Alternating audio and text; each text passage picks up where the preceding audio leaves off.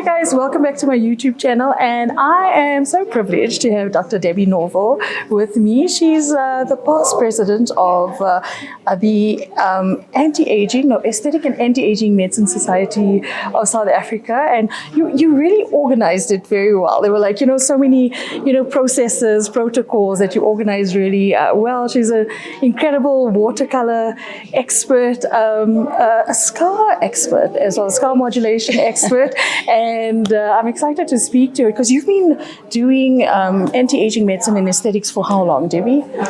I think about 10, 12 years. I've lost count. I feel like it's longer.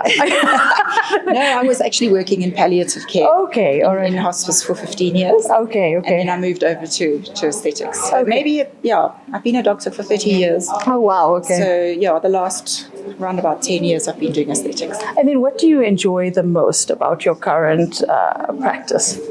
Well, I love the fact that we're working with life and living and health and wellness. Yes. Self-esteem, self-worth, all positive things. Yes. I love the fact that aesthetic medicine is creative. Okay. Because I am creative. Yes, so yes. that's really great. And just really uplifting people. It's a lovely job.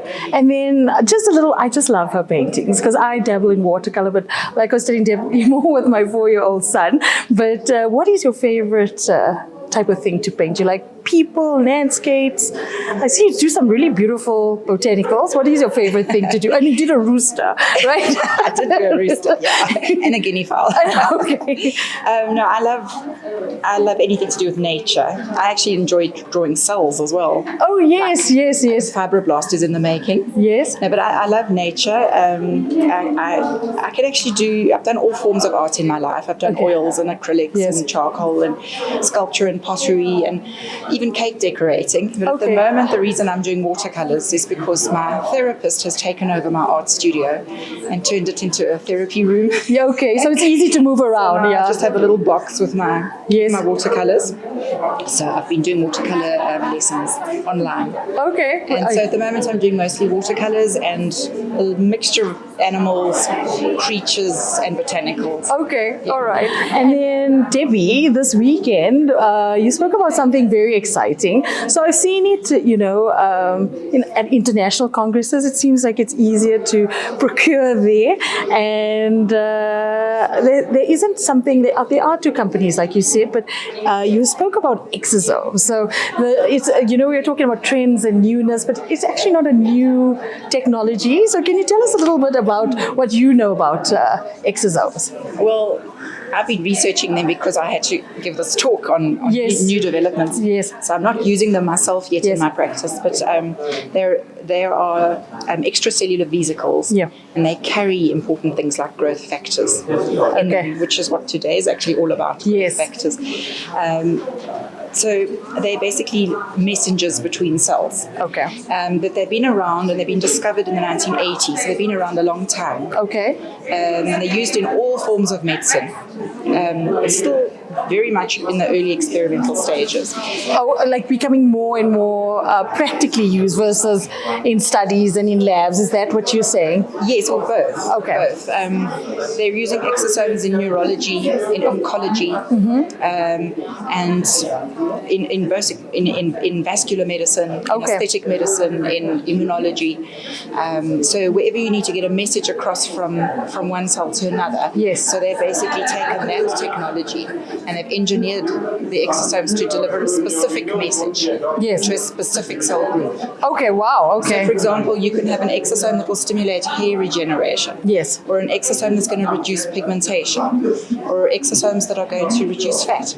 Okay. They're exosomes that help with scar management and wound healing. So you can engineer an exosome to make it very specific for what you want to treat. Yes, because I suppose like some of the messages we received over the weekend, like there's always debate at these congresses. So was that exosomes are the trash of the cell?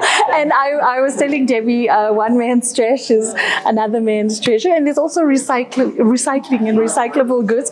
So I like that you're saying that it's specific. It's not just like like a mindless, listen, this is a chunk of the cell. If we inject it everywhere, it's going to regenerate. So it's really nice that there is a specificity that goes into these treatments, and it's so versatile, actually. Yeah. And they were originally believed to be cell waste. Yeah. But they've now been proven to be very, very, as we said, very precise, specific vesicle. Has a function, has a specific function. It's not cell waste. Yes. That's what it was originally thought to be. So it's still new in South Africa. Yeah. We'll see. But excited to use it.